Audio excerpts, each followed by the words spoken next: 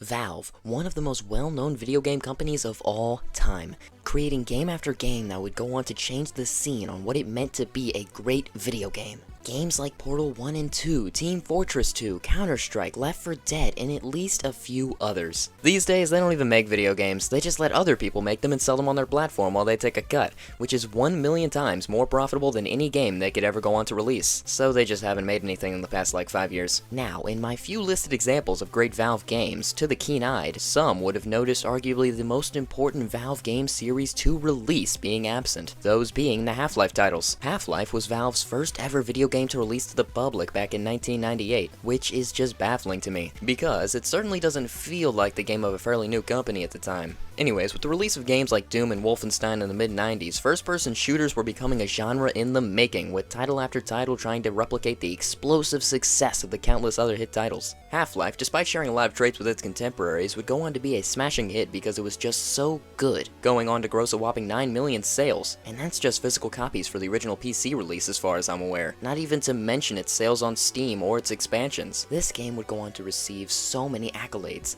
Sure, not as many as Half-Life 2 because it's Half-Life 2, but this game received so many outstanding rewards from so many prominent game reviewing places and stuff. Actually, I don't know, maybe not as many, I don't really like you, IGN. The game would also go on to receive a few expansions, Blue Shift, Decay, Opposing Force, all being about different special things. Now, I'm not going to be talking about those today though, that's for another time. One last thing to preface about the game before I dive face first into it. I didn't play base Half-Life, I played a different version that allows for 2-player co-op, which is why in a lot of the clips you'll see, I'll have my good pal Scout with me.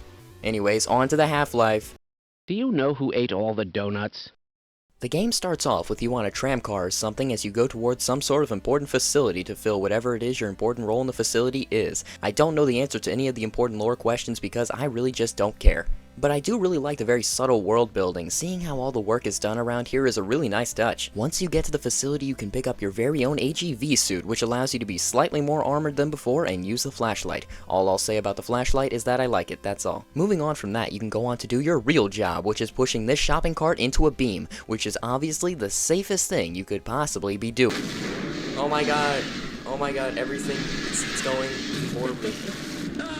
Oh wow, that sure was something. Anyways, now aliens are on the loose, and they're attacking people in the facility. Oh no, this next bit of gameplay has you fighting the zombie guys and the head grabs. You get to pick up a crowbar, which is by far my favorite and least favorite thing about this game. For the good, the crowbar does not become the irrelevant melee option after the first firearm is obtained, which is a really cool thing not a lot of games do, as it can still open boxes and vents for no ammo cost after you get good guns, making it keep its value after the good stuff is obtained. The only issue I have with it is whenever you go to use it on some boxes, as your arsenal grows, it becomes extremely annoying to switch to your crowbar, open the box, get jumped by an enemy, and fat finger your weapons and pull out the zapper radiation weapon in front of a single head grab. I also just think there's gotta be a better way to do this. Another thing I don't like is the fact that whenever you have your crowbar out, it makes you extremely vulnerable to everything. As for these earlier enemies, the zombie guys are light work. In fact, save yourself the bullets and just walk away. The head crabs, though, are rat bastards. There were so many times while playing this game where I genuinely got jumped by these stupid things. Actually doing work. Oh my god! And they aren't even threats. They usually just take one shot, so then half the time it's just me getting scared half to death, and then just dispatching them twice as fast. But once you're done running away from the lame aliens and get a hold of the pistol, the game stops being about running from the danger, it becomes about facing it. Now, I will say this, you will not believe how much content there is in this game. It truly is scary. Like, there is so much, it just feels like the game goes on forever. In a good way. Actually, no, not in a good way. I hate you, Zen and on a rail. But anyways, the starting chapters and areas are admittedly very simple and to the point, which is a good thing because I hated how complex the later chapters got. How were gamers in 1998 able to figure any of this out? Anyways, immediately after obtaining the pistol, you meet a new enemy, the Hound Eye. These guys are very easy to underestimate, trust me. At the start of the game, I laughed at these dorks, and after dying to them like 3 separate times in the entire game, I have to apologize for being mean to them. Something I will comment on is that the earlier areas of this game actually feel like a thriller movie. Like, the environments are dark, the set pieces are disturbing. It genuinely is all great and, dare I say, slow burn and atmospheric. This game has such subtle world building.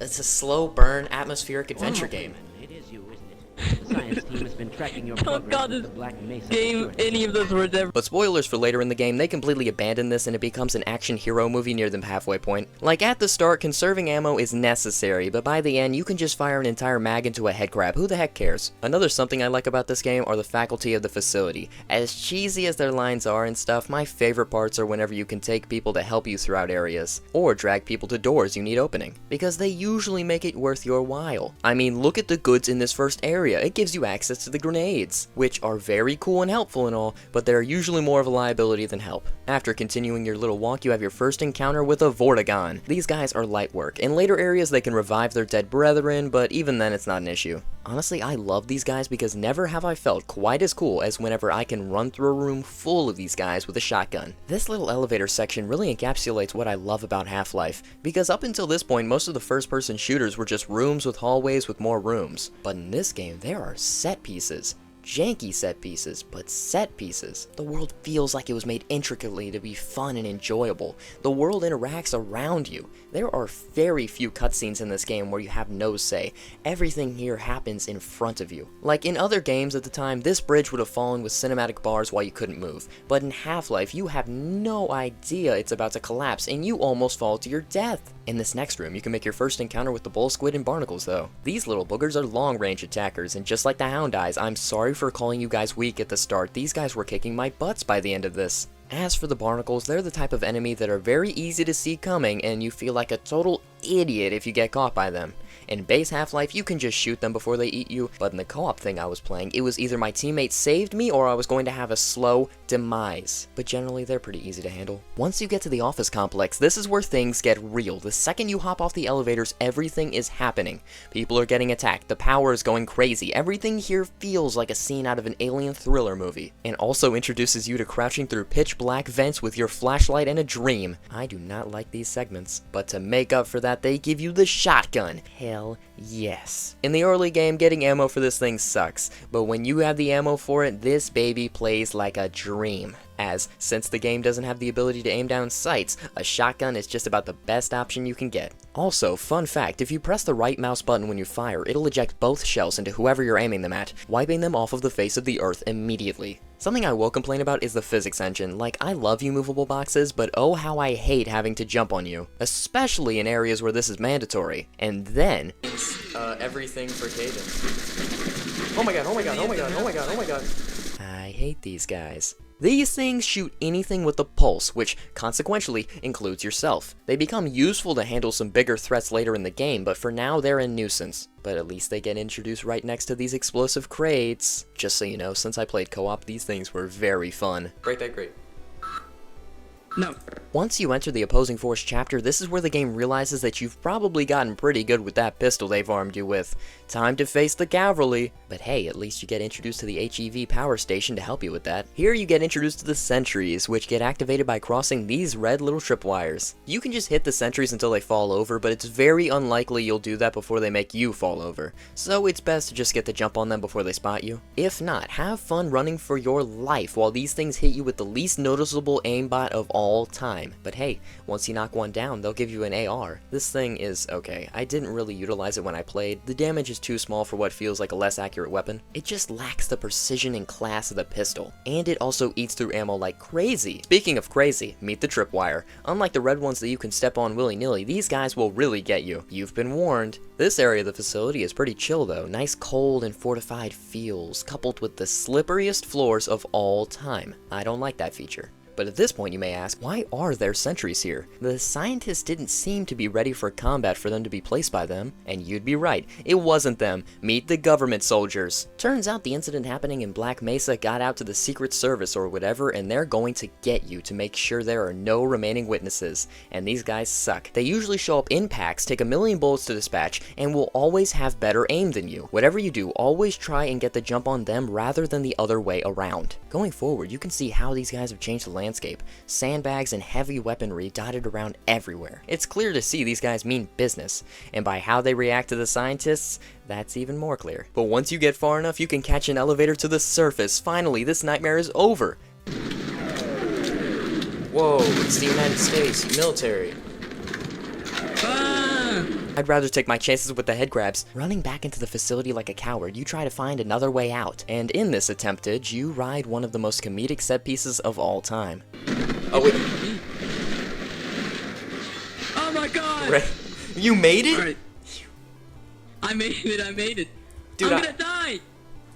But the part of the facility you are running into is far more dangerous than what you have seen before. I mean, it's looking like Phantom Menace Climax in here. And this is by far the most confusing part of Half-Life. This area sucks so bad. Everything about it is just the worst. I hate this stupid claw monster's guts and I want to stop talking about it post-haste. But hey, at least you get the revolver. The revolver one-shots just about everything but makes up for that by having ammo rarer than seeing a normal Minecraft YouTuber. This is also Scout's favorite weapon in the game. Now up until this point, swimming did happen, but it was few and far between, but now it's starting to become a little bit more involved. Now the stakes are high, and the death toll is even higher. We were really bad at these swimming sections. Something else I didn't really like about this area is how snappy your movements are, paired with how precise a lot of these catwalks and such need to be traversed. The radiation practically owned my body during this section, and then this is followed up by another bad section. Maybe I don't like Half-Life. Regardless, we had to look up a guide here because it was just very confusing for no reason. In summary, zappy zappy, jumbo josh to get to the train car out of here. Now I really don't want to sound like I actually hate the game,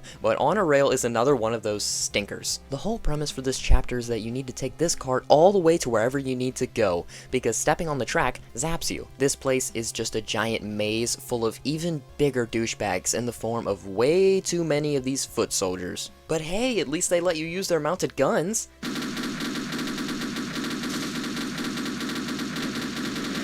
Is there anything I'm missing? Yeah, okay, so On a Rail still sucks. But hey, at the end we get to see the sky again and launch some rockets after setting off the least conspicuous trap of all time.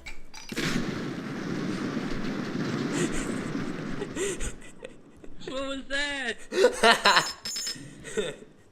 What the fuck? Fired it to the best of my ability. While riding on the ugliest tugboat there ever was, you get intercepted and launched into the grimy, watery area of the facility, where you complete the most 3D platformer puzzle of all time using these very finicky barrels. The water areas past this point become a whole lot more dangerous because of these two things, however. For one, these stupid little leeches. These guys suck. Literally. As well as this butte. I don't know what it's called, but whatever it is terrifying. This thing takes about 5,000 rounds to kill, all while you're underwater, which makes it 3 times harder. But I will say they try to make this a little less annoying by giving you the crossbow. The crossbow fires toxic rounds that have little to no fall off underwater. I assume they thought this solved the fish problem, but it doesn't. I'd like to see you try then hit this thing while it's moving like this. Your best bet is to try and beach it and then fire at it with all you've got. Continuing through more of the grime, you make it to the more industrial side of the facility. There's crushy things, there's factory stuff, and there's everything you'd come to expect here. But halfway through this section of the game, you come in contact with big government's best. Ninjas. These things take way too much to drop, on top of moving like this, and good luck trying to get rid of them without taking any damage yourself either. I can't use my flashlight. Flashlight. F. And it's clear the protagonist's heart just isn't in it anymore. He lets himself get jumped by these agents and stripped of all of his gear and then thrown into a trash compactor. And I know for a fact that's not the guy I play as. The guy I play as would have lit that room up Crazy Town style. You at least get to breathe in the beautiful New Mexico air one last time before you run back into the facility at least. And oh boy, more radiation. And oh boy, the loudest room in gaming history. It is so unbelievably loud in here. And it's an indie game. I cannot hear anything. It's a little bit better underwater. I can't hear shit. Then you get into the thick of it. Meet the most complicated factory setting of all time. It took me like 30 minutes to get out of here. I'm never speaking of this place ever again. This next area is where you get introduced to Gronkutar. His whole thing is that he sends out a bunch of wasps at you that you can explode on contact. He's also a brick wall, taking multiple double-barrel shots to the dome to drop. But in your first encounter with him, you just get to incinerate him. This next area of the game is very much more pristine than the rest, with nice halls, clear windows, and Gronkutar. Everything about here just screams ethics. But you get a new toy in this chapter. Meet Squinky. He acts just like Gronkutar's bullets but can't fly and works for you now. He is very nichely useful. We usually just played around with them in our playthrough. In this area, you have to do some sort of lame laser puzzles that I didn't do because Scout is smarter than me, but the consolation I got was this new plasma gun thingy. Its whole gimmick is that you have no ammo for it, but you get to immediately incinerate anything you shoot with it. I do like this specific puzzle though, where you laser down this door by stopping the shield from dropping down. There are really creative puzzles in this game, as much as I really don't enjoy them usually. And now we're back outside, and while we were gone, the army had really hunkered this place down. I personally really love how many explosives there are in this outdoor section of the game. Like, by God, I've never had so much fun being a scumbag before. You're so bad at aiming. The dam setting's also really nice, as much as I hate the Apache helicopters and the big fishes. And drowning. This next area sees you running past the more rural areas of the army's bases, traversing fields of mines, giant crab monsters, the works.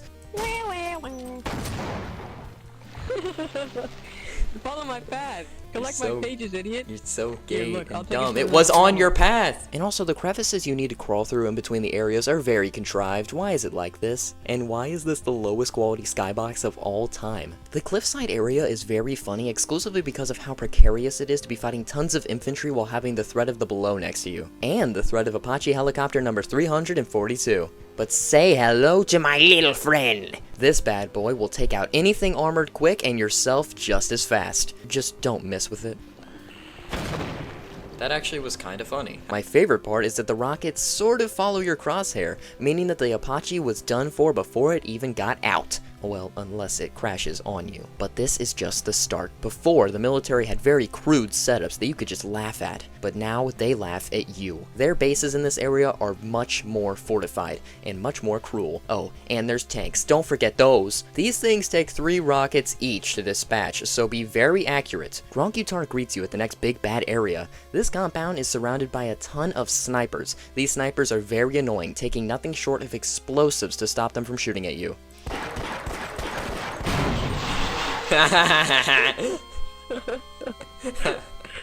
This guy's sabotaging everything. Taking the top way into this compound lets you come to a realization. This place blows. Basically, the gimmick of this area is that one strike of the match and you have to restart. So be careful. And I don't want to talk about how long this took us. I didn't know. That scared me really. Like, that actually scared me. Mids! Yay! Why? Why?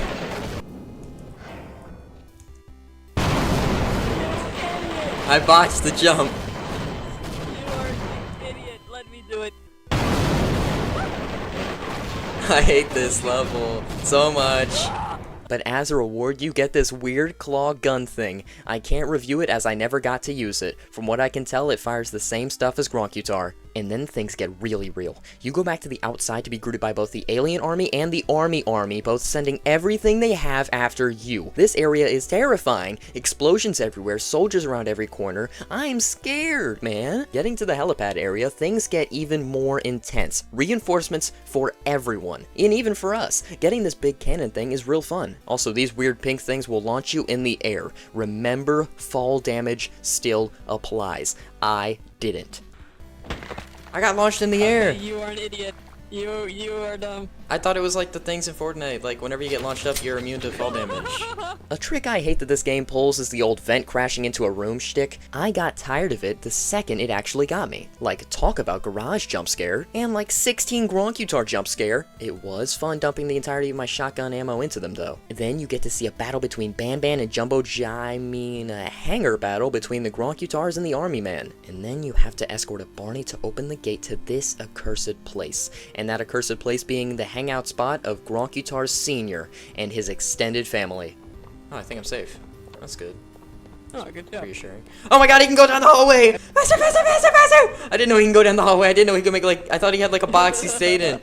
But to solve this issue, you can drone strike them using this very intuitive piece of technology. Only it is impossible to operate without being bombarded by the giant Gronkutars trying to get you. And now you're back in the facility where you belong. This chapter is called Forget About Freeman because the character you play as, Freeman, even though he's been wrecking the army's stuff, is about to be blown to Kingdom Come because the government can't control the situation at Black Mesa and is going to be using the nuclear option. So now's the time to get out of here if you couldn't guess. On the run, you crawl through leech-infested sewers, use one of the army's abandoned tanks to open a door for yourself, make it to the Lambda complex. Lambda is the Half-Life symbol, by the way. Fight another army of ninjas, do some junk in some water cooling facility, play with portals, and get a gun I forgot about. Get access to the long jump, which is activated by crouching while walking forward, then jumping. Now, at this point, the Freeman realizes that this place is going to be gone very soon, so you might as well just save the whole world while you're at it, by going to the alien homeworld and cutting off this invasion from the source. So now, you have to enter their turf. Oh, and I forgot to mention this guy earlier, but meet the crab monster. He's pregnant. This guy sucks. He's annoying and runs away like a coward. And meet these guys, the flying laser babies. They're annoying.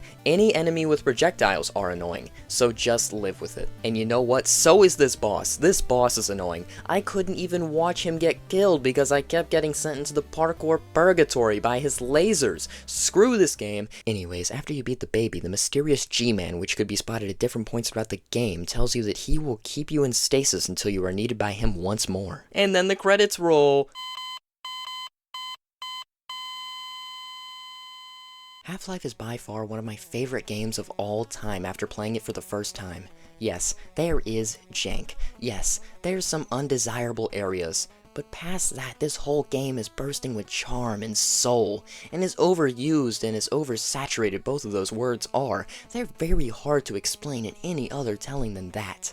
This game's story, the gameplay, the everything makes it such a great title. It really is no wonder why it's still revered today. Not to mention the expansions, which are basically just extensions of the base game, which after how much I came to love Half-Life, I'll definitely be covering those soon enough. And Half-Life 2, one of the greatest games of all time to so many people, is going to be something to play through for the first time. If you walk away with anything after watching this, it should be this. Don't let the date a game released in or the graphics of a game fool you, because gems can form at any time. I would have never tried this game fully if Scout hadn't recommended it to me. So try out games even if they might not appeal to you, because maybe you'll find the Half-Lives we made along the way. Actually, no, I didn't know how to end this video. Just cue the outro.